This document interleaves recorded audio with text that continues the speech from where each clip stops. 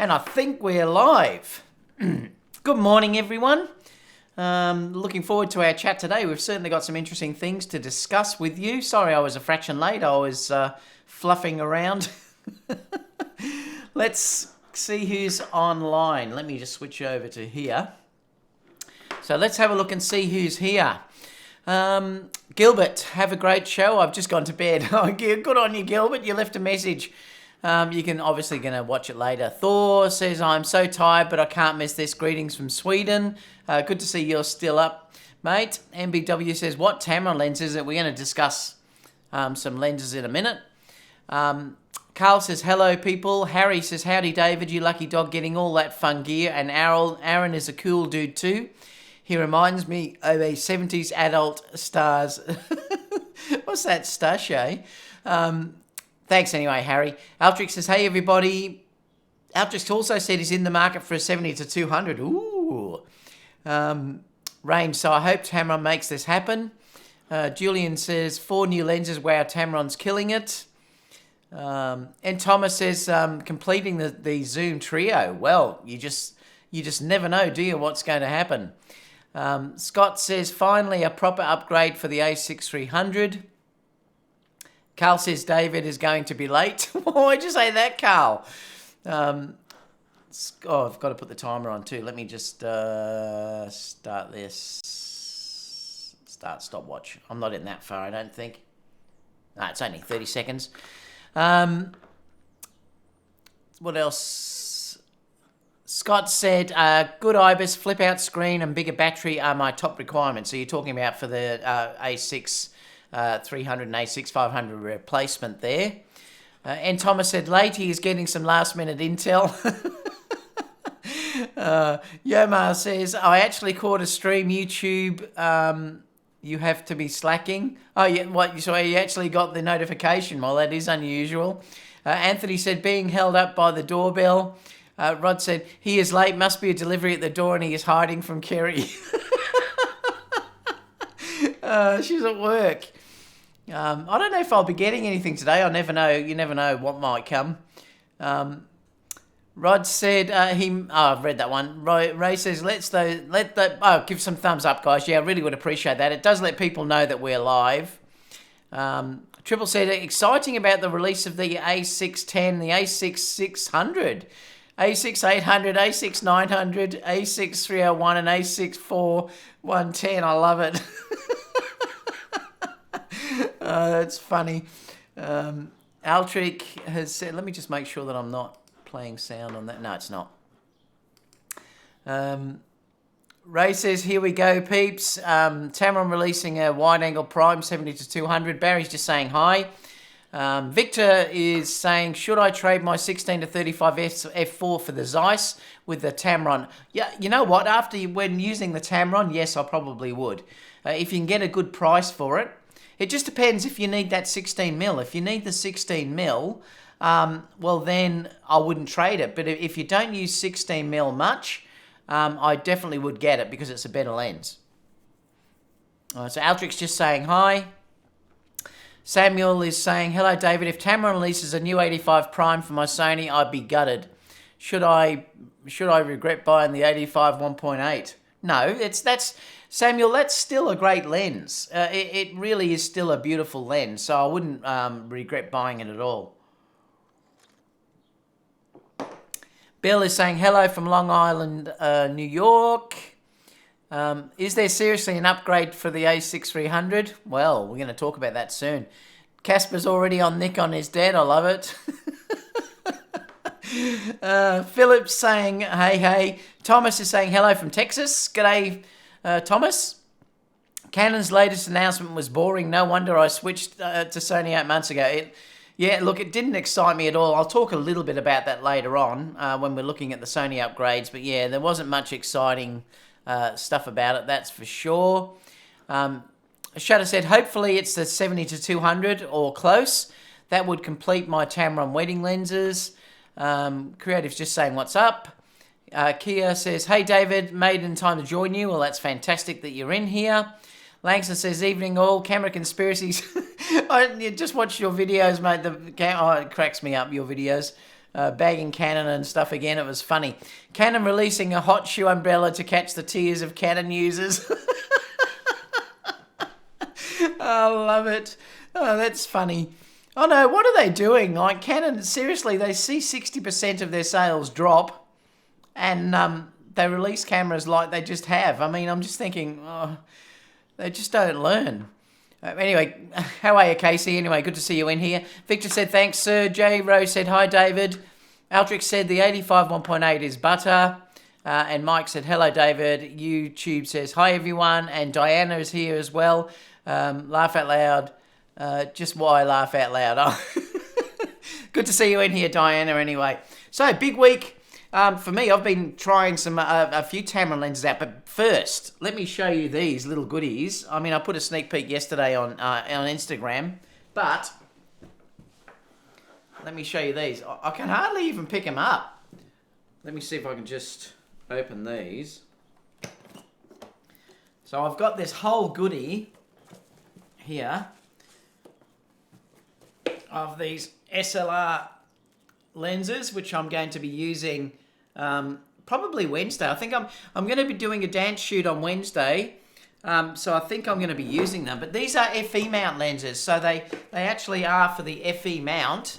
And I'll show you some of the ones that I've got in here anyway, just quickly so you can tell. So they are, I mean, when you pick these up, you do realise how beautiful these lenses actually are. I mean, they are beautifully made. They're obviously the SLR Micro Prime lenses. Now this one here is, what is this one? This is the 15 T3.5, so that's the 15mm. I've also got the, what's this one? This is the 18 2.8. Now these are T-stops anyway, so they're not really the same as f-stops. This is the 35 1.3. That's the true thing though. I think sometimes f-stops can get mixed up with T-stops. The T-stops is the true value, I believe. That's how it works. I've got the 12 2.8. I've also got the 50 1.2. I've got the 75 1.5. And then lastly, this is the 25 1.5 as well. So what a complete setup this is. Like this is unbelievable. But these lenses are just, you know, they're stunning. They're 85mm filter at the front. So luckily I've got an 85mm filter thread that I can stick on them. But manual focusing, but boy, do they feel really beautifully made. I've got no idea how much these cost. I think they're pretty expensive. I'll have to have a look at that. I don't know how I'm going to go. Let me just put that down. I don't know how I'm going to go with it filming and stuff like that because it's going to be totally different because I can't use autofocus. But I've got this system and I'll show it to you because it's pretty cool. So I had these from ages ago and it's an Edelkrone system that you can use that you actually put your camera on, and I'll show you how it works. So you just screw this onto the camera,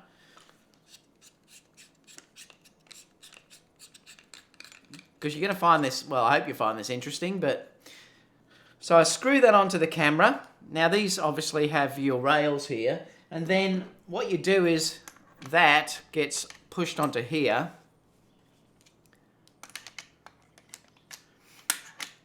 Hard to do that, yeah. That gets pushed onto here like that. You just tighten that up, and then this becomes your focusing. And the beauty of using this, let me just undo this for a second.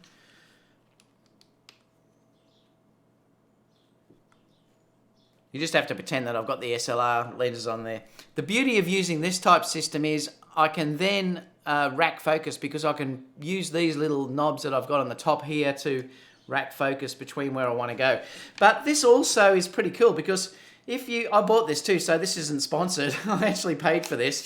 That has a little grip that comes out, and then you can tighten this off, and then you can hold that onto a point of your body. I'll have to lean down so you can see it, but you can sort of hold that into your there, or you could have it on a belt so that it gives you a stabilizer from your belt as well, so it would sit like that.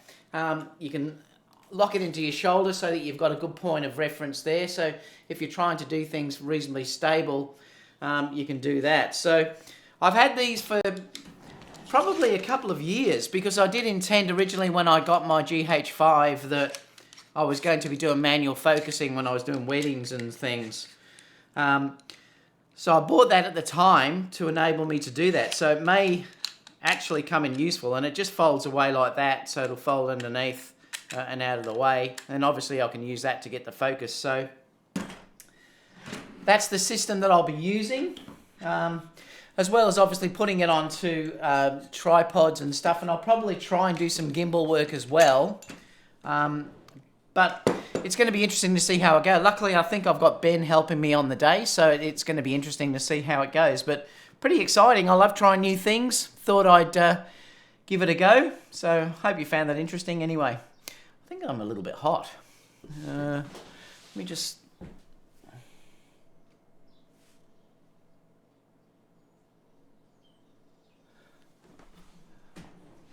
That's too... I'm just adjusting the exposure. That's not bad, I think.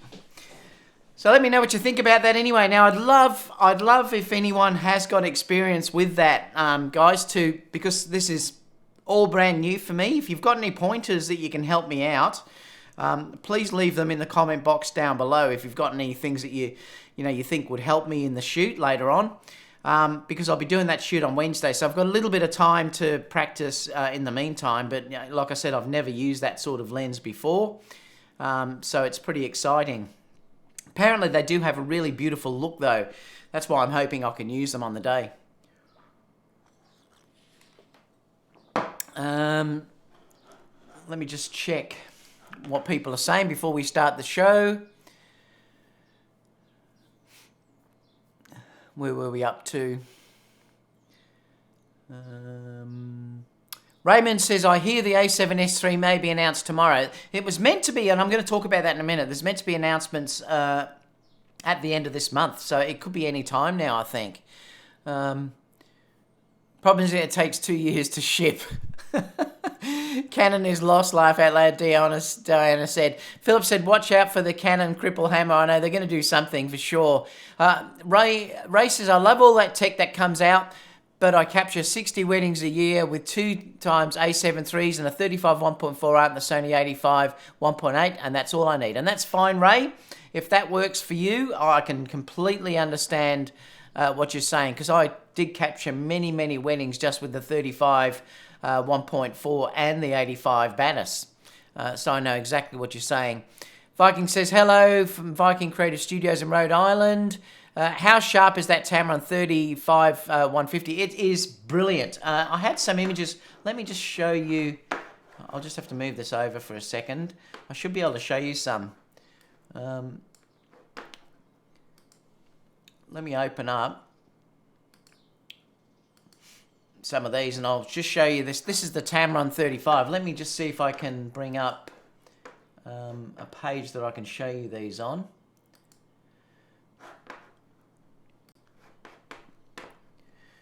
Oh, I've got to reduce it down now. So these were the images that I took with the Tamron the other day. So these are all, like I said, with the 35 to 150. It's a variable aperture lens, but it is amazing. Like, let me just zoom this up and we'll have a look and I'll just show you. Let me just keep going. Oh, what's that doing? I'm in preview. I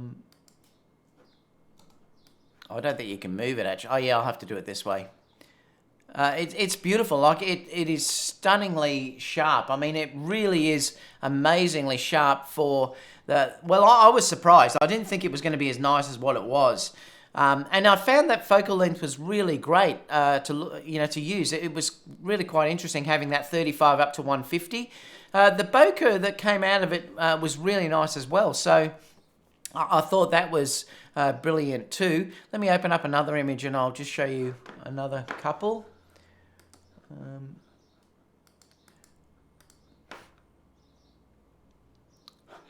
So this is another one that I'll just have to reduce this down so you can see this one as well.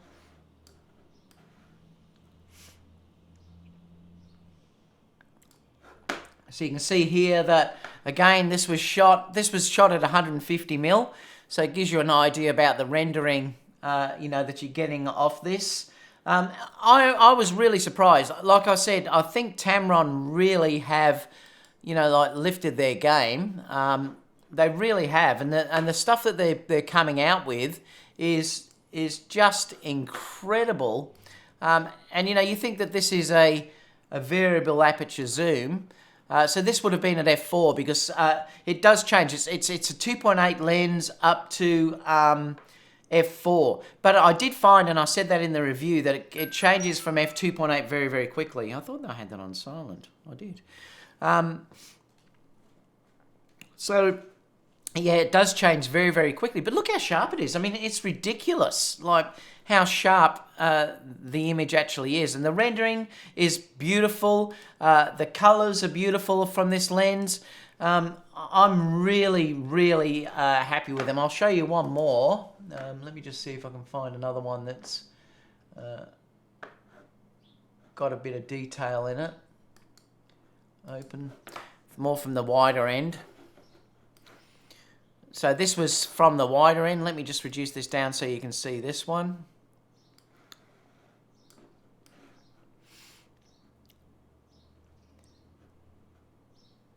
So this was shot, like I said, with the 35 end.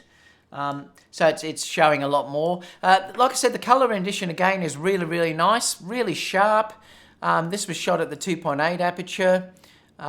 But, you know, you really can't complain. And like I said, I think anything that Tamron is now producing is really amazing. Like it's super sharp, focus is super fast. Brilliant, you know. I mean, I really can't say enough about it. So that was the 35 to 150 mil, and it was super. Like Tamron have really surprised me, and we're going to talk about that in a minute in the first story. So I'll talk to you about that in a minute. But yeah, it was beautiful. So the 35 to 150 is amazing. But remember, at this stage, that's only available on the Canon mount and the Nikon mount. But you could use an MC11. With that, and I'm not sure how it works though, because I haven't used a Tamron lens. Oh yeah, but if it was Canon, it probably would work all right because it'd be the Canon mount. But it'd be interesting to try it on an MC11 and see how it works. So yeah, it really surprised me how well that went. Let me just go down here. I'm just checking before we go on the full thing. Chris said, hello David, a good Corona day in Los Angeles. I can't wait when I'm drinking Corona with you guys again. Won't be long. Been working out to life that case. Ben said, hey, bloody hell, David, been working out to life that case. I'm not sure what that means. Sony is removing Spider-Man. I know, from the MCU. I saw that. What's David drinking, though? That looks suspicious. It is real coffee. Like I said, well, today's a nice day, actually. It's going to be 16, 17 Celsius today. So I suppose that's around 70, is it? Or 60 or 70 Fahrenheit. It's quite nice today. Just not hot enough to have a real coffee. But like I said, once it starts warming up, I will be dumping this coffee for the other coffee. G'day, Fatamaic. Nice to see you in here. Where is the A9 firmware? They did say summer. Now, there's two things. I mentioned this last week to you guys, that the US summer, I believe, is different to what Europeans say as being their summer. Or see, in Australia, summer ends for us in a week's time because we start spring on the 1st of September. So we're different than, I believe in America, though, you go by that equinox or whatever it is, which is the 23rd or something of September. Is that correct? So if that is correct, Sony aren't behind with their firmware update. They could be following that US summer, which is September.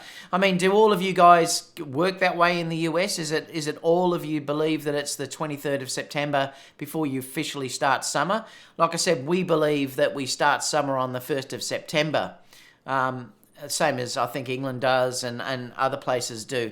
Ours goes by the month, not by that date. There's two versions. I read about it the other day. There's two versions of it. There's one which is to do with that equinox or something, and there's another version which we follow, which is on the 31st of August, winter ends. So I suppose it could be any time now, or it could be another 3 to 4 weeks away if they're following the US version of that equinox summer. J. Rose said, I think the new Tamron telephoto isn't a 70-200 2.8. It's just too small based on the teaser photo. I think it might be a 75-180. B&B Film says Canon 4 years old technology. Aaron says, I'm sorry, I'm late. Sorry, teacher. Dog ate my homework. Oh, Aaron, you're a disgrace. Ray says Aaron J. Anderson was only late. He was sculpting his tash. Aria said, hi everybody, have you heard about the new global shutter camera by Atmos? No. Yeah, Atmos are Australian, Oreo. I'll have to look at that. Excuse me. Casper said the firmware won't come out until the A9 II is released.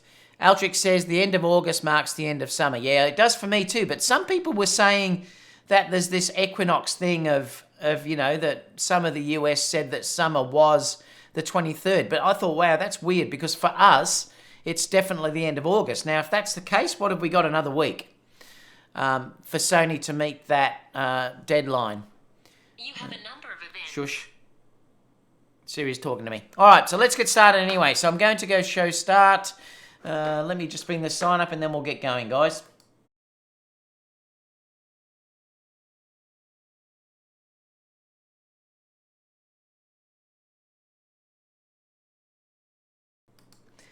G'day everyone, welcome back to our usual Sony Alpha News and Rumours show. We've just had a little bit of a pre-show chat, which has been really fun with everyone. If you don't want to follow each story or you want to skip ahead, there will be a timeline that I'll put down below, so you can skip to the story that you're interested in. So you don't have to follow the whole story if you don't want to. After each story, or after most stories, I will be bringing up a Q&A where I'll go over what people are saying anyway. But apart from that, like I said, you can just follow that story.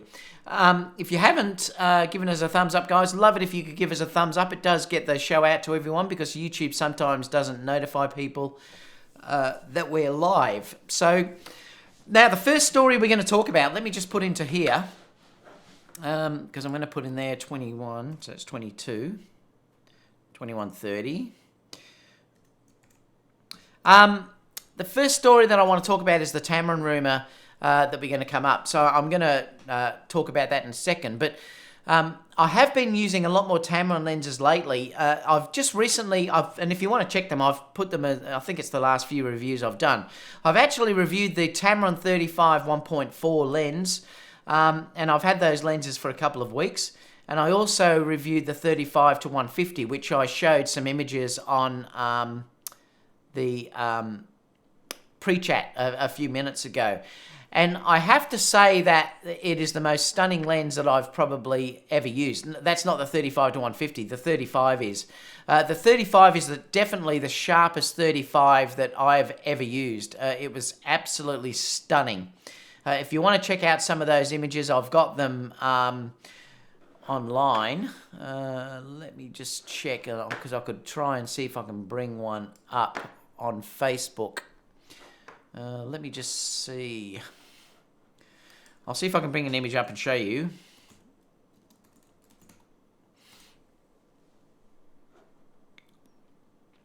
There's got to be one down here somewhere. Yeah, these.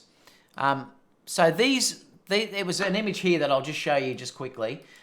It was this image that I've done here, was shot with the 35 1.4. It's called the Tamron SP35 1.4, and it was shot at 1.4. Check out the video if you want to have a look at the images, because they really are. I think that lens is absolutely stunning. So check that out if you're want to see what the results are. But I definitely think it's probably the nicest 35 that I've ever used. It certainly beat the Sony 35 1.4 that I had, and I'm really hoping that that Tamron bring that lens out for Sony, because it would certainly be up there with the best lenses that have been produced for that. Tamron made that especially for their 50th anniversary, and they basically wanted to make the best lens that they've ever produced, and I think they did actually do that. It's stunning. So if they can produce that lens for Sony, it will be a no-brainer to buy that, that's for sure, because it's stunning. The other one that I used just the other day was the 35 to 150. It's a variable aperture lens, but it is a 2.8 to f4, so it only goes up to f4, which is fantastic. And like I said in the review, that with the ISO of cameras now, that's brilliant. It's not a problem just having an f4 lens. It does go up quick though, like it's 2.8 at 35, but the second you go to 50mm, it's then already a f3 point something, so it doesn't stay at 2.8 for very long. But it is stunningly sharp. Great focal length. The out of focus was beautiful anyway. Check that out. So that's two lenses that I can tell you I've just used in the last few days of Tamron. And I've been very, very impressed. I think the days now where these other third-party manufacturers like Tamron, like Sigma, even Samyang, all these other lens manufacturers now that are coming out really are producing lenses that are as good as anything else that's out there. And it's just minor things. I mean, if you were looking at... Oh, the G Master's put away, I think. Yeah, it is. If you look at the G Master, when I compared the G Master 135 to the Sigma 135, the quality was really, I couldn't tell the difference. To be completely honest with you, if you're going for quality wise, they're almost exactly the same. The difference was that the Sony was slightly better focusing because of those linear motors that are in the focus in that lens. Plus, you also had the extra buttons, the controls that were on there, like the focus hole buttons and the declicked aperture and things like that. So that's what you were paying for. But if you were only just wanted a beautiful lens, a 135, I could certainly recommend the Sigma, because it was, like I said, the quality was equally as good as what the G Master was. And that's from me looking at it as a portrait photographer and testing it quite extensively.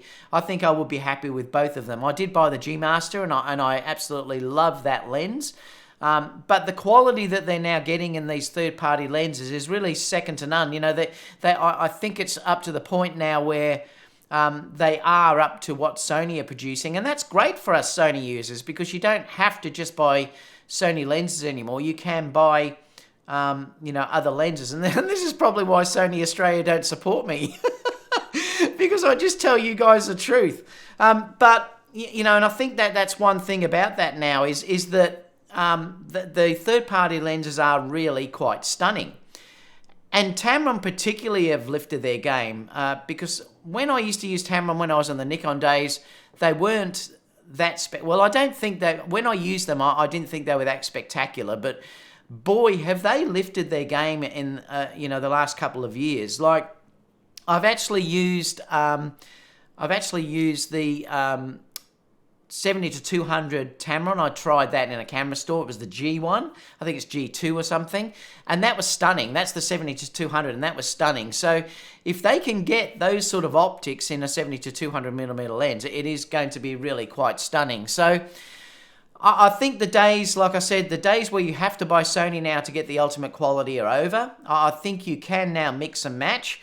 But clearly, if you want I found when I tested the Sigma 105 and I tested the Sigma 135 lenses, they were very close even in focusing. I wouldn't say that any of those lenses focus badly where I thought, oh, there's a massive difference between the two. So even for focusing, they were both very, very good. But the Sony was a little bit faster. So you are getting that slightly better focusing in the Sigma range. I found with the Tamrons, it's very, very close. If you get into really extreme low light, they may struggle a fraction more than what a Sony will. But like I said, that they're getting so close now. Optics-wise, I think they are so similar that it doesn't really matter anymore. And I think unless you're a real pixel peeper, and even if you are a pixel peeper, it's been shown sometimes like the 17-28 is sharper than the 16-35 in the center. So it really depends now on what you're looking at. So the future is really rosy, and what we've got now in the Sony marketplace is just brilliant, because we've got all of these third-party lenses that we can use that are way cheaper, I mean, you can buy the Tamron 17 to 28 and the 28 to 75 for basically the same money that you would buy the 16 to 35 f2.8. And that's incredible. So if you don't need the 16mm end, you're getting two of those amazing lenses for the one price that you can get, you know, one Sony lens, which is brilliant, especially for people that are coming in that are starting out new. They're, you know, just starting out in wedding photography and things like that.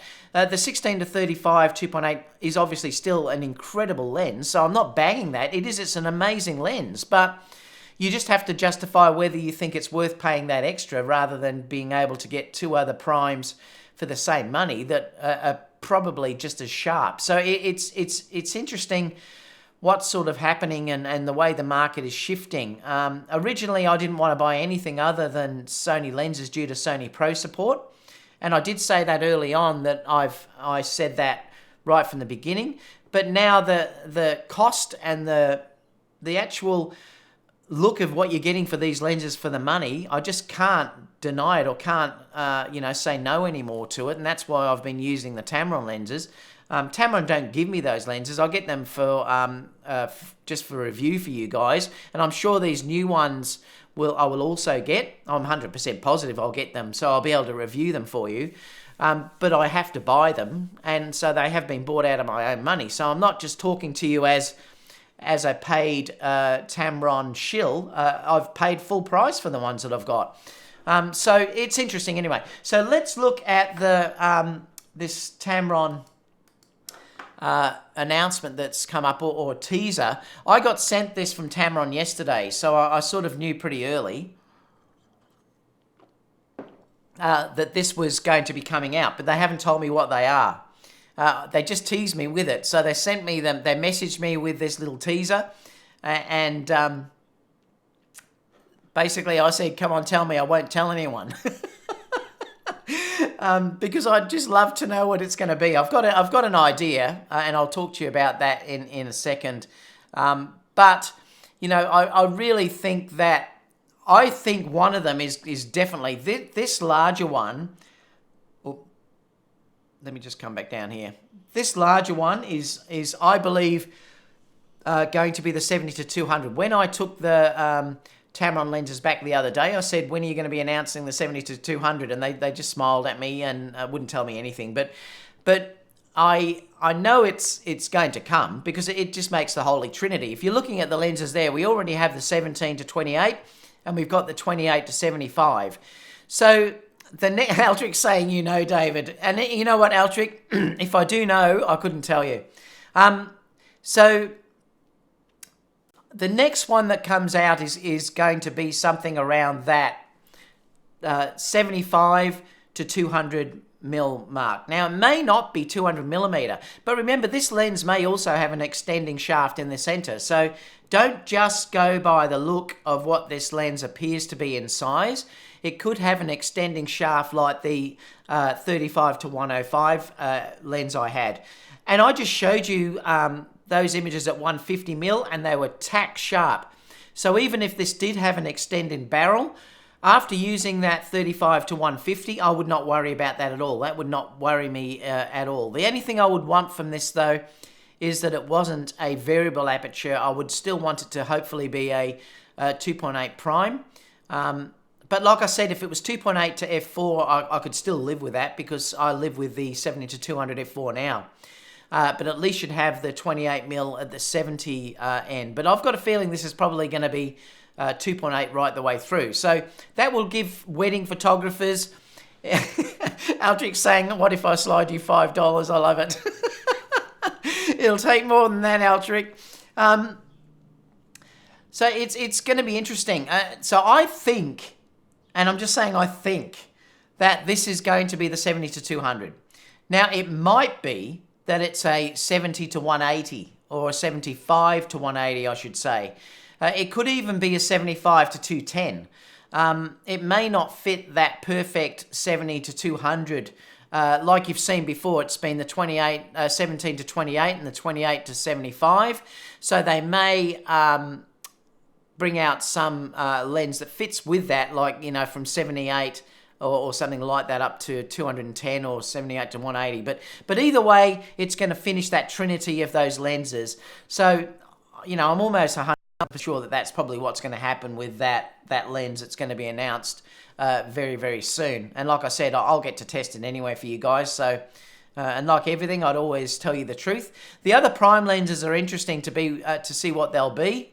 You know, 35 could be a fantastic one. We could also get a 24mm as well. I'd love to know your feeling as well about what you think they may be, these other primes. So, you know, I'm still dying for someone to bring out a really good wide-angle lens that has autofocus and everything in it, and you never know, Tamron may do that. But I've got a feeling it's probably going to be something like a 24, 35 and a 50mm. And I'm hoping if they do bring out a 35, that it's like that 35 that, you know, that I used before. But looking at the size of these three lenses, if that is the size that these lenses actually are, it can't be the 35 1.4 I just used, because that was a big lens. That was sort of a similar lens to the Sony 35 1.4. So perhaps these are 2.8 lenses or something like that, 2.8 primes. They could even be 1.8 primes, would probably fit in that size factor. But remember, Tamron do seem to design lenses that are really well designed. I mean, if you look at the 28 to 75,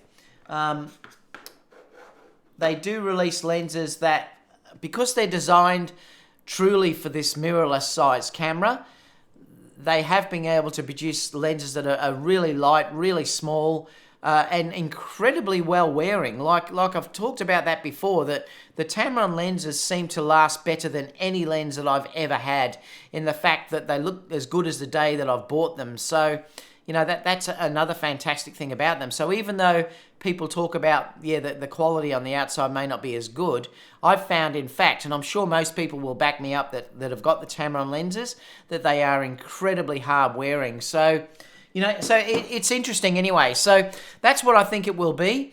I think it will be 24. I think we'll get a 24. I think we'll get a 35 and probably a 50mm in primes. I don't think we get an 85. I'd be rapt if we did get an 85, and you never know. These renderings may not be showing the actual size, so, you know, it could be just making you guess. So we also could get something like an 85 1.4 or an 85 1.8 as well. So it's really interesting anyway to see where the market's going. But boy, are we now starting to become blessed in the Sony area. You know, I mean, really now, you don't need or want really anything. The only thing, like I said, I'd love to see is a real wide-angle lens come out. Whether that's a Sony lens, whether it's a Sigma, or if it's a Tamron, you know, like something like a 12mm. I know we have them at the moment, but I think they're all manual focus, aren't they? Those really wide-angle ones. So yeah, so anyway, that's all I wanted to talk about the Tamron lens. Stay tuned. Obviously, the second that they're available, I'll get review copies and I'll be able to review them for you anyway, just like I have before they're released. So I'll certainly have those available, and like everything, I'm going to tell you the truth. So stay tuned for that. So let me open up the chat, because I want to see what you guys are saying, what your guesses are of what they'll be. I'm just laughing at Altric saying I know what they are. Oh, love it. Casper saying G-Master is way better than the Sigma and Tamron. Casper's the G-Master one. I love my G-Master lenses, Casper. Mike said, remember when people would brag about getting a good copy? Yeah, I know. That's the thing now. It seems to be now that they really have upped their game. Sigma and Samyang as well, and also Tamron really have upped their game. They really have. Aaron said, yep, I agree. Callum says, when will the Sony A9 get the second firmware update? We talked about that before. Hopefully soon. If they do it by our summer, it should be this week or this week coming. Lomar says, Tamron lenses act like native lenses, but Sigma is not the best. Well, Lomar, I found that the two that I use, and I can only talk to you about the two that I use, and I showed that in video. I showed the focusing in video. the two that I used, the Sigma 105 and the Sigma 135, were wonderful. And I can only tell you from what I've used from my experience. So they're the only two that I've used with my Sony, but they were brilliant. So if you're talking about those two lenses, I wouldn't hesitate buying them at all. Salim said, say something, I'm giving you a Tamron 70-200 FE. Trevor said, I've never had problems with any Sigma Art lenses I've purchased. Yeah, and I agree, Trevor. I think they're amazing lenses, the Sigma Art lenses. Salim said, I have the Sigma 35 1.4, never had a problem since I got it. I got it today in the morning. Looks like 4 primes. No, it won't be 4 primes. It'll be 3, and then there'll be a zoom. Photomix said, Sigma Art lenses perform great on mirrorless, much better than they do on digital SLRs. Yeah, I agree. I used to have Sigma when I shot Nikon with my D810. And yeah, I think they definitely work better now than what I used to use. But I used to love, there was a couple of lenses that I had that I loved. I had the 85 1.4, I think it was the Sigma Art lens, and the 35 1.4. They were still great lenses. But yeah, I think they do work better on mirrorless, that's for sure. Like, Trev said, could be a 70-200 or could be a 135 or even a 200. Altric's still trying to bribe me. Salam said, do you think the 70-200 will be good for sports? Yes. I mean, look, if they follow this same formula that we've got for the first two lenses that have come out, I think it won't be a problem. I can't see Tamron stuffing this up because I just can't see that happening now. After the lenses they're now producing, it wouldn't be in their interest to do that anyway. So if it's not a 70-200, my head will explode, Altric said. B&B Film said 24105 2.8. Aaron says, David already told me what they are. Aaron, you're not allowed to say anything. Oh, I love it. Salam says, I have a Canon 70-200 with the adapter. It's perfect when it's in focus which is rare to focus. Yeah, the Canon can be an issue. Trev said 14, 25, and 35. 14 would be cool. That'd be a really interesting lens for me as well. I mean, I'm really hoping that they bring out something like a 12. Chris said, hope it's the 35 1.4. I know, that 35 was stunning, Chris. It really was a stunning lens. Aaron says, yeah, 24, 35, and 50, 1.8. Oh, thank you so much, Leslie. I didn't notice you gave a donation. Thank you so much. Really appreciate that. Where were we? Mama said, yeah, 24 1.8 would be amazing. Altra said, I would also like the 50. Daniel says, wowdy everybody, saying hello. Trev said, any lens that can stand up to David must be made out of magic dust. I know. And like I said, Trevor, I am pretty rough with my stuff. Obviously, I look after the stuff that's lent to me. I treat that like gold. But the stuff, my own lenses, I'm pretty rough with. And that lens is as good as the day I got it. And you know, that shows how robust the Tamron lenses actually are. Photomix says, I've never seen any small and compact 1.4 or lower lens with AF. Tim says, if those are actual sizes for the small ones, I'm assuming 2 or 2.8. Yeah, that's what I was thinking too. 24, 35, and 50. Anything 1.8 will be amazing for that size. Yeah, it's possible, I think. But it's going to be interesting. And also, remember, the renderings may not be as fully accurate. You don't know. They could just be teasers and keeping people guessing. Altric says, I think I will stick with the Sony 85 1.8. Daniel says he has it. It has to be the 35 150 zoom, since I kind of told people you had one by mistake. Yeah, that was quite funny when you said that. And that zoom really impressed me, Daniel. It really did. Check out the video if you haven't seen it. 28 to 210, 2.8. That's also, I don't think it'll be 28, but it could be the 78 or 75 or something. Tamron 12mm f4, holy moly, that would be fantastic.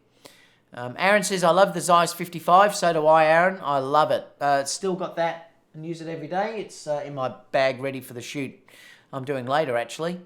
Zeiss 55 is nice. It's amazing. It's still one of my favourite lenses. Daniel said, Aaron, I think the 55 should be updated with focus button and close focus and new motors, if you ask me, like the 24 GM. I'm totally happy with my 55, Daniel. It's still probably one of the fastest focusing lenses I've got. I don't think you need a focus hole button on a lens that's so small, but everyone wants different things, and I'm sure it will probably be updated eventually, but I'm still so happy with that lens. Thomas said 75 to 210. Yep, that's probably what I'm thinking. Thanks for the donation, Leslie. Sunny day today. Yes, it is. It's a beautiful sunny day today. Aaron says, my Rockion 24 2.8 is sharper than the 28mm of the Tamron 2875 2.8. It's close, though. Interesting. Thanks for saying that, Aaron. Scott said 75 to 210, 28, 24 1.8, 35 1.8, and 50 1.8. Super happy. Just sold my 24 70 for the 17 to 28 and 28 to 75. Can't wait to sell the G4 for the 75 to 210. That might be what I'll do too. If Tamron do bring out the 75 to 200 or whatever that is, I may then sell my 70 to 200 f4 Sony lens. So that's probably what I would do. And like I said, if you can do it and you can get two lenses for the price of your 24-70, I mean, how fantastic is that? You know, and they are quality lenses that you're dealing with there as well. Tasm said, I like Tamron because you can update the firmly directly from the camera. And that's because Sony owns part of Tamron. And it is a great feature. They update just like any other Sony lens. So that is also a great feature. Photomix says, I'm jealous and need Tamron to hurry up and make these lenses for the Z mount. Yeah, they are terrific, Ike. Aaron says, that's a tough one because the 55 is a special rendering, but at least it will be another option. Yeah, I love the 55 as well, Aaron. I agree with you. I adore that lens as it is. I wouldn't want them to change anything about it. Even if they did, I'd probably keep that lens because I do love it so much. Tamron will never make lenses for Nikon. That's Casper. Photomix, they're arguing again. I love it. Triple says, I'm trying to sell my unused Sony 7300 to buy the 90mm macro or the Batis 85 or the 85 1.4 GM or the 24 1.4 GM. I've got the 24 and I adore it. I absolutely love that lens to death. It's brilliant. I really do love it. All right, so we're going to go on to the next story. So what are we on? 46? 45. So the next story is this. So I noticed the other day that Sony did announce a new camcorder, which was, I mean, it's interesting. I suppose if you wanted a higher end camcorder, I don't think they've said how much this is going to be cost. I've heard people say that this is going to be more of a consumer one. Others are saying it's going to be more of a high-ended one. So it certainly is interesting. But there's a couple of interesting features about this, that it does have a global shutter, which is really quite cool, because are we going to see that in an a7S3? And it does also have 4K, and I think, did they say whether it was 4K 60? I can't remember. Someone in the chat, mate, I think it may be 4K 60. But it does have the first one that I've known Sony to come out with the global shutter. So it's the first time that that's been produced. But the new Codec, and I'd love to know what you guys think about this too. There's been this big thing about the new Codec coming out, and to be honest, I'm not really that impressed with it. It is 4K 10-bit, so at least they've got that there. It's 422, but it's only 200 megabits per second. So I'm a little bit disappointed in the fact that that is the best that they've been able to come up with after all of this time. Because probably now that that's been released on that camcorder, this is probably what we're going to get with the A7S3 as well. And I'd love to know some videographers' opinions about this, whether you think this is okay or or whatever. And remember, we're talking from the video side of things here now. I don't think that is enough if you're comparing it to what others are already releasing at this stage. So I'm a little bit disappointed. I'm just seeing what Daniel checked. Who checked the sensor size on that camera? It's small, I bet. By the way, this is not the new Kodak. Well, what is the new Kodak, Daniel? Did you have a link that you can share? Because that's what they're saying was released with it. So is it different than what I'm saying? I'm just curious, because Daniel said this isn't the new Kodak. Well, this is all I can show is what I've got from the Sony Alpha rumors from the announcement that was done up, that it was a new XAVC. It was long got 4K, 10-bit, 422, 200 megabits per second, and even they've put bad news. So it's not exciting me at all. I'm hoping that on the Sony a7S side of things that they give us at least 400 megabits in that, but we've got to wait and see. We don't know. This may not be their high-ended camera, remember, so we may get something different as well. But certainly if this was going to be the thing that wowed people, it's not really that much of a big deal. The global shutter does sound amazing. It's going to be interesting to see how that performs, but it should eliminate rolling shutter, obviously. But anyway, we've got to wait and see. But I only wanted to talk about that briefly because that's all we've got at this stage. Let's go on to the next one, because this is talking about the a6000 updates. 1450. So the next story, before we open up to some questions again, is this. So Sony, this is a little bit... they're saying that we're going to get an announcement on the 29th or the 30th. So we're going to get an announcement in another week or so. Sony Alpha rumors have got it as an SR4, and they're saying that, that we're going to get an a6200 and an a6700. And they're not really leaking any specs about this yet, but what they're saying is that, well, I'll read down here so you can sort of see what they're saying. I'll give it an 80% fair chance that this is correct. So I'm a little bit disappointed if it's not going to be the a7000, but I'm not going to dwell too much on that at this stage until we see what's actually released.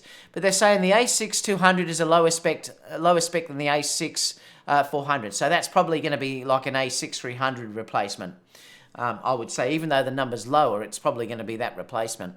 It'll be interesting to see if they put the... I don't think you get all of the great tracking and all of these sort of things in that, but it's going to be interesting to see what we get in that one.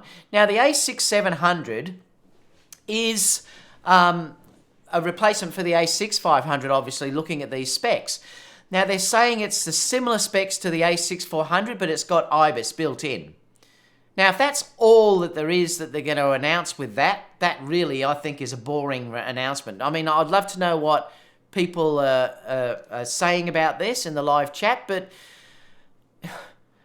if that's all they're announcing at this stage, I am going to be a little bit disappointed, because I'm sure that the a6700 could have beaten the XT3. And if it's just got IBIS, well, it beats it because it's got IBIS, but it's not beating it in everything else. So I'm a little bit, I will be a little bit disappointed. When I say it's not beating it on the video side.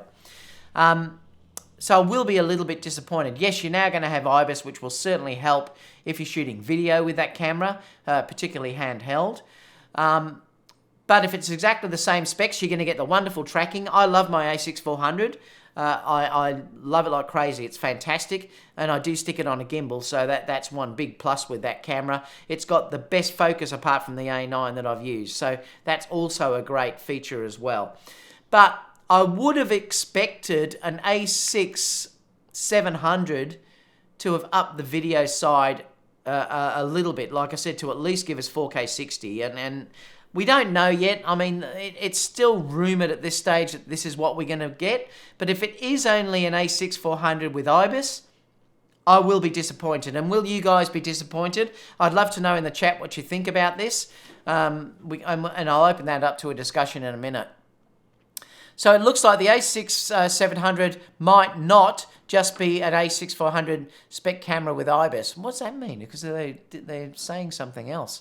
They're saying here, a second reliable source told me this when I sent him the info above. APS-C, high model in terms of specs, is much more than that. Now, this is what I'm hoping for. I didn't read that, actually, when I looked at it. He's saying here, so it looks like the a6700 might not be just an a6400 spec camera with IBIS, and that's what I'm hoping for. I'm hoping it's something with these upgraded video specs, which is, like I said, which was that rumoured Mini A9 type camera that they keep talking about. So at this stage, we have to sort of think about this. They're saying two things here. They're saying we're going to get just an a6400 with IBIS, and then in the next breath, they're saying that we may get something a lot better than that. So I think we're going to have to wait, and I'm not going to bag it until I see what this is. Because I might bag it and then they're going to bring out an a7000 that has 4K 60 and it's a Mini A9 and everything else. So I'm going to wait and see what they do release in that. But you just have to be aware that they still are predicting that we're going to get an upgrade to this camera in the next week or so. But the funny thing too, though, is that the rumours have disappeared about them using the larger body. Which is strange because early on everything was about them using this A7 body in these. So is that still going to come with an A7000, a higher ended model, or what? And that I haven't heard about that for a while. So it's interesting how that rumour seems to have dropped off. I just grabbed this too because I wanted to point out too that this announcement comes a day after the Canon EOS M6 Mark II announcement. So these cameras are going to be basically, directly comparing against each other. Well, I suppose it's also going against the 90D, isn't it? So it's going to be interesting to see what specs the Canon definitely has when it's released. But it looks like it's true what I went through with Aaron the other day. If you want to go through a whole thing on that, Aaron and myself discussed this on the Behind the Photo show on Tuesday or Wednesday our time. So we did go through that extensively. But the Canons were both a little bit disappointing in their announcements. There was certainly nothing in it that challenged Sony at all, or Fuji or Nikon in the mirrorless sector, Canon really should be updating their EOS mirrorless cameras. That's what they should be concentrating on, and it's interesting how they're bringing out these cameras that probably no one wants, no one wants with the features that they're coming out with. But anyway, so that's the Sony announcement's going to be the day after. So it's certainly going to be interesting to see what is in these cameras. So stay tuned. We've only got roughly a week to go for that. So it's going to be pretty exciting. So that's all I wanted to show on that. So let me just open up the chat for a couple of minutes just to see if anyone's talking about these cameras.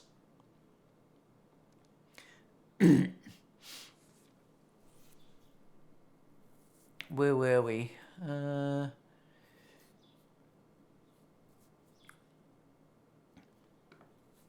Aaron said too that codec would have been super news 2 years ago. Yep. If that is the codec that they're releasing, it's not a big deal. It's no big deal at all. And I'm a little bit disappointed if that is Sony's new codec. Daniel's saying it's not though, but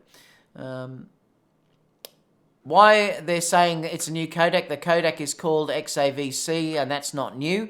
I thought they were going to release this new Venice codec, and that could be what they put in the A7000 or the A7S3. So that's what I thought was going to be happening, and that still may happen. I mean, we don't know whether that new codec is just going to be for that camcorder or what. I'm not sure. Daniel's saying... some of the comment remarked that the codec was already in the 216 models before, didn't have the time to check the sensor size, and the codec will do that. So Aaron has said the boring Sony releases, yeah, they certainly don't excite me much if that's what those releases are going to be, that's for sure. Bob said Sony IBIS is not that great. Yeah, it's not, Bob, but it certainly does help. I mean, I do handhold video, and it certainly does help. And it certainly helps if you're using low shutter speed. So it is better to have it. Diana says, I just got my first Sony, got the a6400. I now understand why everyone lives Sony. I hope the a6700 is near, but I'd have to be substantial to pick that up as well. Yeah, and I'm glad you've got the a6400. Is fantastic. I love it. I said in Aaron's show that or a live Q&A, I can't. No, it was Aaron's show, that I love that flip-up screen now. I think that is the best implementation. In fact, I don't want a side flip-out screen anymore. I want the screen like it is, because I think that is the best implementation of what it is, because you can't tell when someone's looking at that monitor. When it's off the side, you can tell. And I really like that now. I bagged that at first, and I've changed completely. Hero says, I grabbed an A7R3, then instead of waiting for the new Sony hotness. Yeah, the A7R3 is amazing, Hero. I'm even thinking about buying that camera myself. For the price that is, I'm just waiting for the A7R4 to actually come out and see if the prices drop a bit more. Yeah, the a6700 is just the a6400 with IBIS. I would be disappointed. Triple says, I was amazed at the OSS in the 100 to 400 GM handheld video. Looked like it was on a gimbal. Yeah, it's better than what people give it credit for, as long as you have decent technique. Daniel said, a6000 replacement with the a6200, and the tracking would be a nice starter camera. A6700 replacement should have had more, I think. Yep, I agree. There's nothing wrong with having that a6200 as a low-end one. That's a brilliant idea, if it obviously has the better focus and things like that. It's just the the specs that they were talking about. If it is just the a6400 with IBIS, it's a bit of a boring release. David, can you read the line just under that? It's literally in front of your eyes. You're talking about, yeah, I read that afterwards. 1 week to go, and we find out about these new cameras. I'm just going to stick to buying glass. Daniel, there's Daniel talking to Photomaniac. Oops, where were we? Oreo said 4K 60, no pay. I'm sort of the same, Daniel. Oreo. I'm really waiting now on 4K 60 for my next purchase.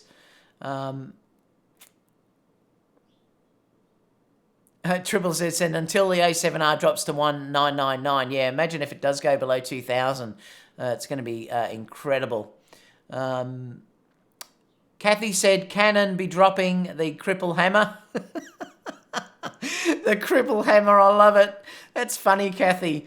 They've cracked me up saying the cripple. They have been tending to cripple things. Look, and this is why it's going to be interesting to wait and see what Canon release in these two new cameras that they're doing, because they're only specs at this stage, but we don't know until we see real world reviews of what they're going to cripple in the cameras, because they've done it before and we just don't know. They've already crippled it because there's time limits on both of those cameras for video, and that should not be the case now. Because that rule now is finished. So they've got no excuse for having time limits on video.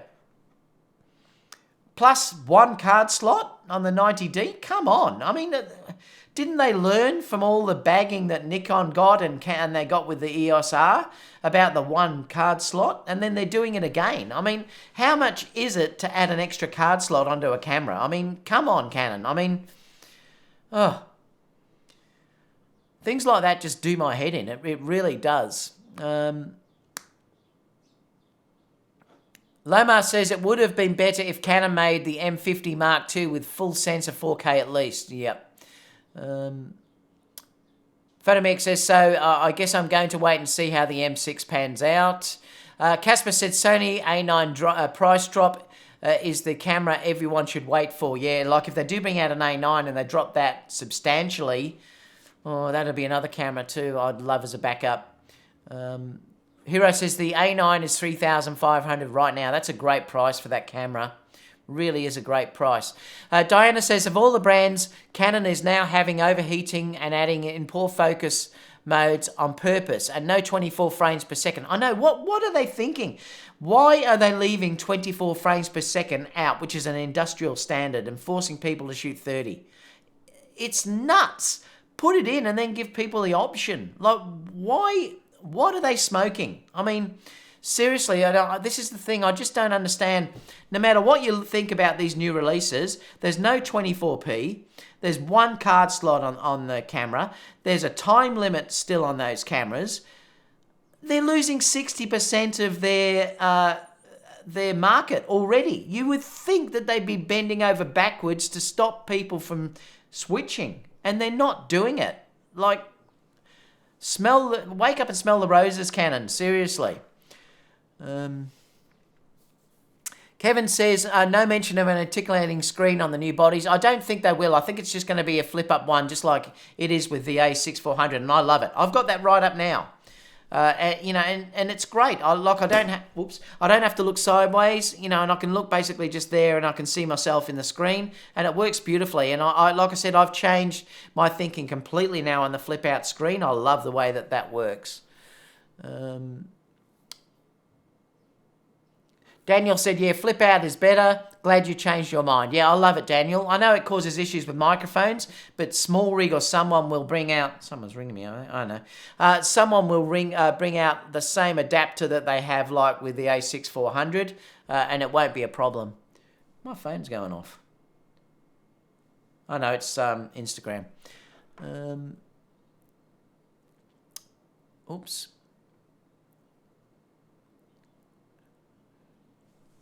Let's have a look.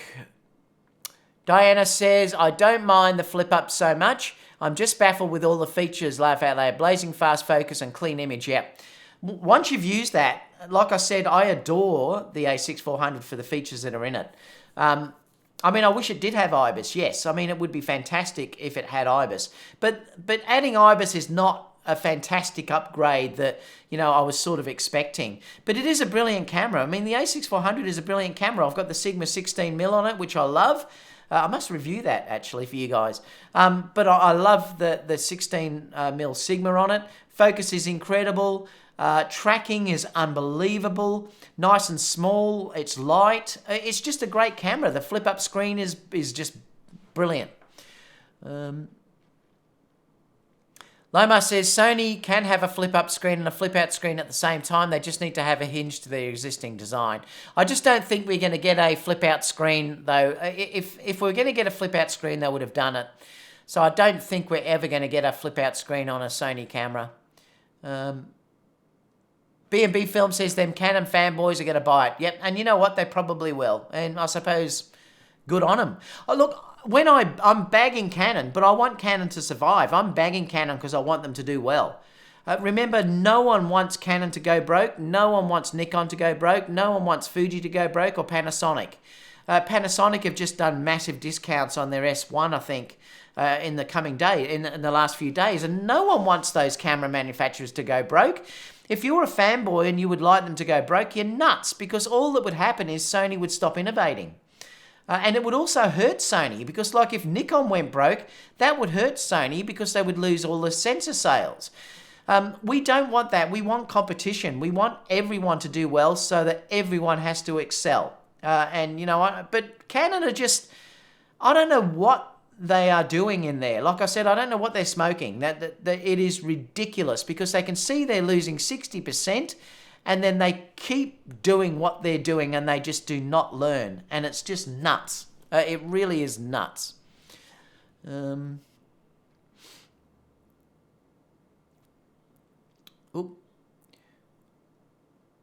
leaving it out because there are a bunch of children working there. B&B Film says they want you to buy the Canon C100 Mark. Yeah, and I understand that, B&B Films, and they are beautiful cameras. Like the C200 is amazing. It is an amazing camera.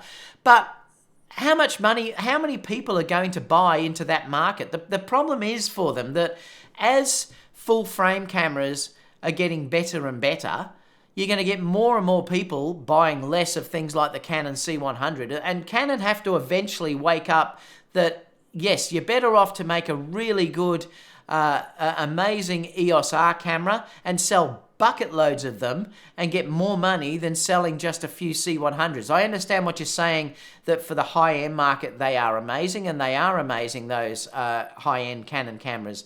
But you can't be protecting them forever, because it's going to come back and bite them. That's the problem. Michael says, all I want is the perfect camera. I love it. And the other problem is that B&B films, if Canon are trying to protect the C100 and C200 and all that so much, they will end up going broke. That's the problem. It will not make the company survive, and that's one of the issues that Canon has to face eventually. They're not going to survive. Chris said, Canon sounds like it's purposely trying to destroy its reputation as a real camera company. How long does it take before the CEO loses his job? I don't know. I've got no idea what is going on there. I really don't. Hi, David. I sent you pics of the Sardina. What's the Sardina? Did you send me that on Instagram? Did you? Because I did get a few Instagram things a minute ago. Carl said the fully articulating screen allows for shooting up at angles and a flip-up screen does not. Yeah, I understand that side of it. Daniel says, I ran into 2 Nikon shooters on my way I lost in the woods trip today. Both asked what they should get next. Not sure what to tell them. Canon must have warehouses of old cameras they need to sell. That's why they cripple their new ones. You're going to find that, you know, they'll be selling out millions of these new Canon EOS 90Ds and stuff like that. Like Peter will obviously have one. You know Peter I'm talking about. We'll be shilling them and stuff like that in a few days. You just watch. Leslie says, I think Sony are making a new camera body for the S3. Plus vents in it. I think slightly larger body build to dissipate the heat. And I think that may be what they need to do for the 4K 60 recording. Yeah, exactly. Peter Gregg is excited for the new Canon. Yeah. Well, Peter can be, but I'm certainly not excited about it, that's for sure. All right, so that's that one. Let's go over to the next story. Well, 1, 0, 0, 30. Oh.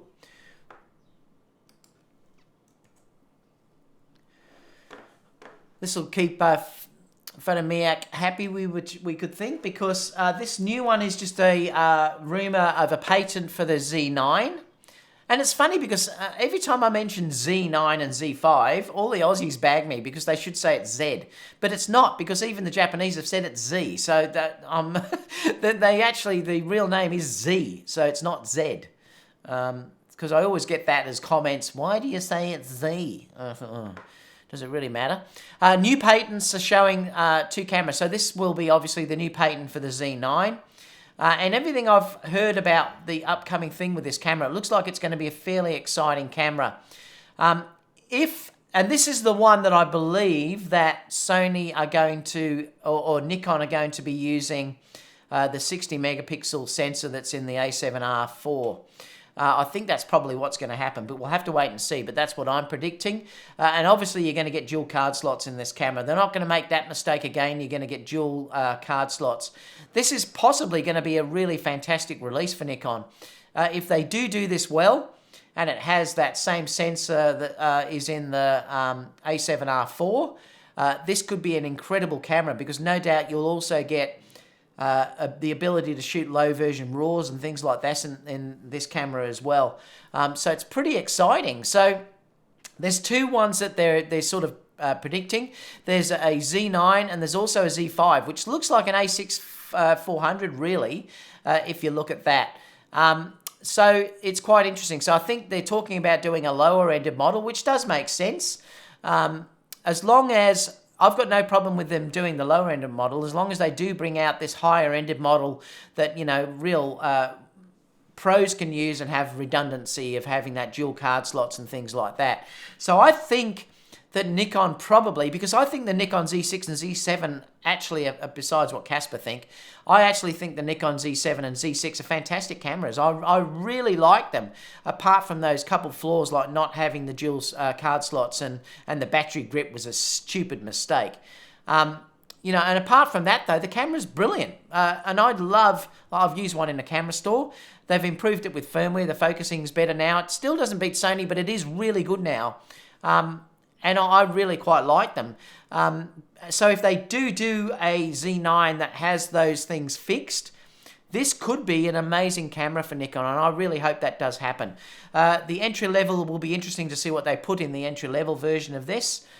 But like I said, it is very similar as an a6500. That's if these are real.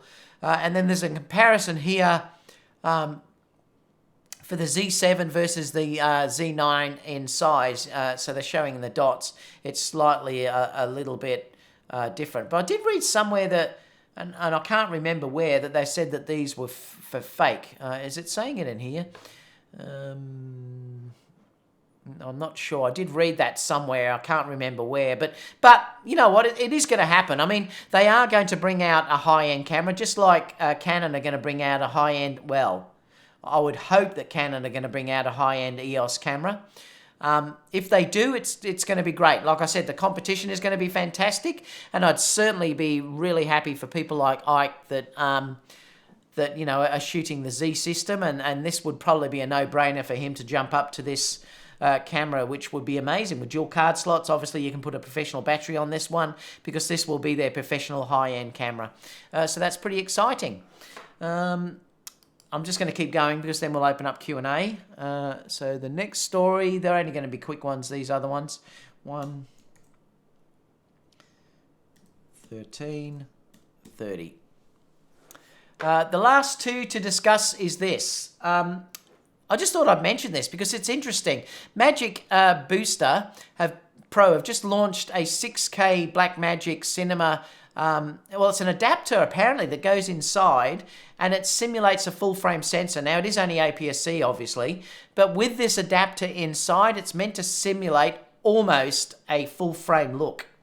I'm dying to try one of these cameras. I'd love to have a look at it. I'm still blown away by what this camera can do, and you know, if Sony never brought out something, this could be certainly something that I would like to have a look at, apart from the fact it's manual focus, and I'll let you know how I go when I'm using these SLR lenses. I might have to have a chat with Aaron to get some advice about how to use those SLR lenses. But this is really interesting, so I'll put this in the link below anyway, and you can have a read about it if you're interested.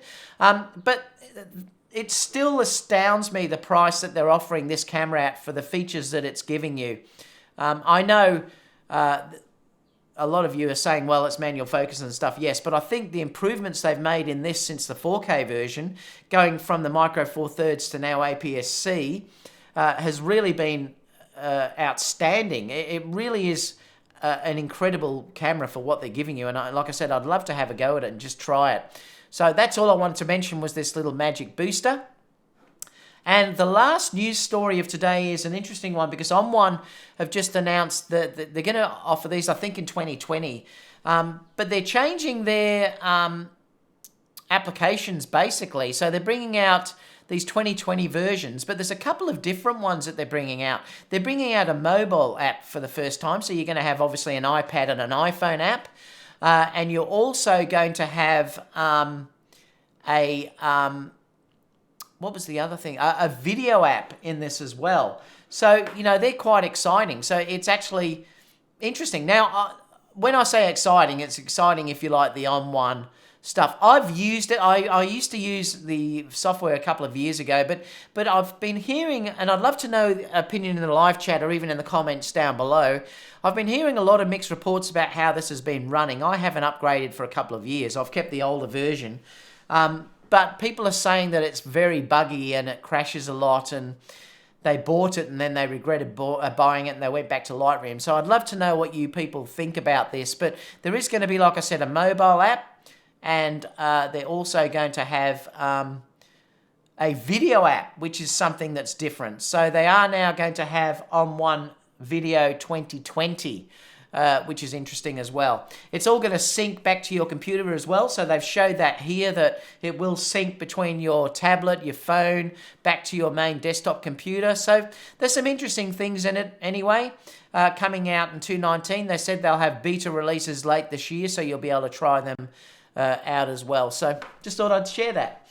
All right, so let's go to Q&A and then finish for the day. It'll then be time for me to go and get my coffee. What are we on? 01, 17, 18 actually. 1800. So let's have a bit of a Q&A before we finish the day. Where were we up to?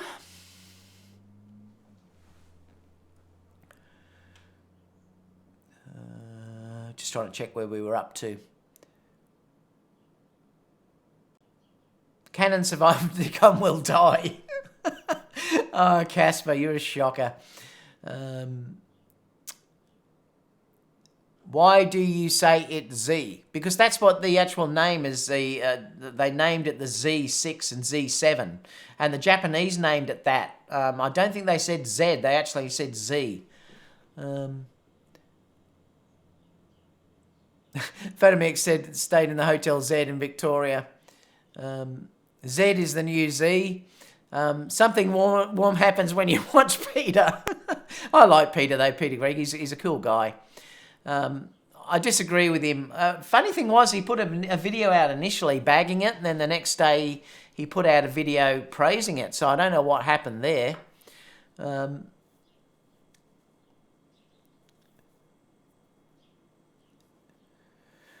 Diana says, Aaron says, I love Nikon. So do I. I mean, I've just used the D10 and the D610 again. Look, I have to admit that I didn't like using them compared to using my mirrorless. But the results, I think, are beautiful. They really are. What else have we got? Daniel says, oh, he's talking to Photomiac, yep.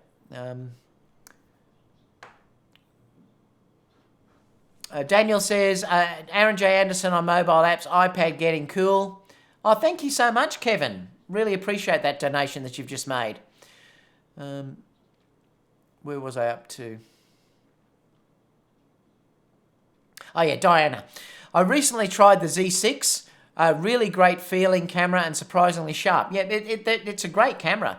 They could have crushed even more with a few changes. Yeah, and I'm sure that will be updated in this newer version, Diana. I think it's going to be a great one, but it'll be expensive. You're going to have to pay for it like you do with the high-end Sony cameras. Sony better though. Daniel said, Photomiac, that is not... they're talking between the two of them. Daniel says, Aaron J. Anderson on mobile apps. iPad getting cool to use now. We just need Sony to update the network parts. Yeah, it is. I'm really enjoying using the iPad with iOS 13. I really am enjoying it, and it's only going to get better. There was a new update again yesterday. Probably 4 weeks away, or 3 weeks away from getting the full-blown version of that. I can't wait until it's fully released, and I think it's going to be fantastic. Aaron said, yes, iPad rules. Photomix says, most people don't know what they want or how to use it when they have it fully, excuse me. I haven't even been drinking my coffee. It's cold now. They are looking for the crowd to lead the way, and the crowd wants 2 card slots and 4K 60. Yep. It'll definitely that's what you're going to get in that new camera, and it'll be fantastic. Aaron said yes, iPad rules. Oreo said on one, I also have that older version and it works okay for me. It does good black and white conversion. Cool. Thanks for sharing that, Oreo. Thank you so much for the donation, Kevin. Really appreciate that. Aaron said, the original BMPCC is my favourite RAW video aesthetic camera of all time. Yep. I used it and it was really beautiful. I used the previous version and it was beautiful. I mean, it really was a stunning screen on the back. The lack of EVF bothered me a little bit. You'd have to have, say, some sort of sun hood and stuff if you were dealing with shooting outside in the daylight. But it certainly is a great system, but it's not a stills camera. It's only video, so you wouldn't be interested unless you were doing video. And the autofocus sucked. It was not good at all. Why they don't change to using the same as everyone else, I've got no idea. Aaron said, I tried on one and went back to Lightroom. Yep. Martin said, thumbs up. Yeah, really appreciate it, guys. If I could get a thumbs up, it does mean other people will see the video. So please, if you can do that, I do really appreciate that. Praveen is saying hi. G'day, how are you? Peter is a flip-flopper. He likes one brand today and another the next. Oh, I love it. Fujifilm sucks, Sony rules. I love Nikon. That's Aaron saying that he's flipping as well. I love it. Loma says, I think Canon is the sleeping giant though, but when they finally release the perfect camera, it's going to be too expensive. But the problem is, Loma, I agree with you. They could be a sleeping giant, but they might leave it too late. This is the thing. Look, if you're talking about glass, Canon are making incredible glass, particularly for the EOS R system. Their glass is outstanding, and it really is outstanding, but they've got no camera to match it. The longer they wait, people will shift over, and I'm telling you, once people have shifted over to, say, Sony or whatever, they're not going to go back. And this is the problem that Canon are going to face, that the longer they wait to do something, the worse it's going to be for them. Because at least the Nikon side of things, if you're in Nikon, buying the Z6 or Z7, apart from the dual card slots and stuff, but those cameras are really good. The EOS R cameras are flawed. I mean, they are crippled, and this is the problem with those cameras, whereas the Z6 and Z7 aren't. So Nikon people aren't naturally going to just jump over to Sony or anyone else, whereas Canon users are just going to say, I've had enough. And this is the problem. Once they leave, they won't come back. And that's one of the issues that, you know, that they're going to come up against. Hero says Canon is literally sleeping. Yeah, I agree. Simple Boy says, I'm hoping Sony make an APS-C 24 1.8 OSS lens to go with the excellent 35 and the 55. They have got an APS-C 24 1.8 though. I had that lens. I sold it, but I had it. Kathy said Canon is in a coma. B2B, I love it. Hero says, laugh out loud. Loma says, Photomiac, I love that you're saying. All right, guys, that's about it.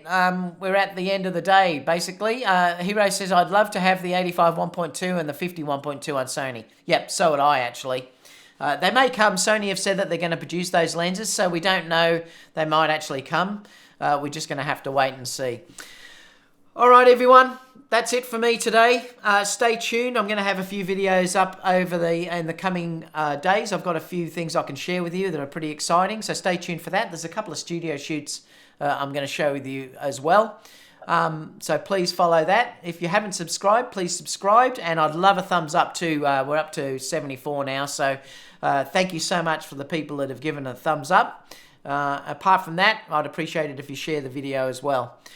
All right, everyone. Thank you so much for a great show again, everyone, and I'll see you all soon for the next video. Don't forget, next week we'll be on Aaron's show on Tuesday in the US, Wednesday here in Australia. So we'll be on his channel at the usual time. It's around 8 o'clock, I think, New York time. So stay tuned for that, and we might have we'll have some behind the scenes and things like that to share there as well. Apart from that, I'll see you all in the next video.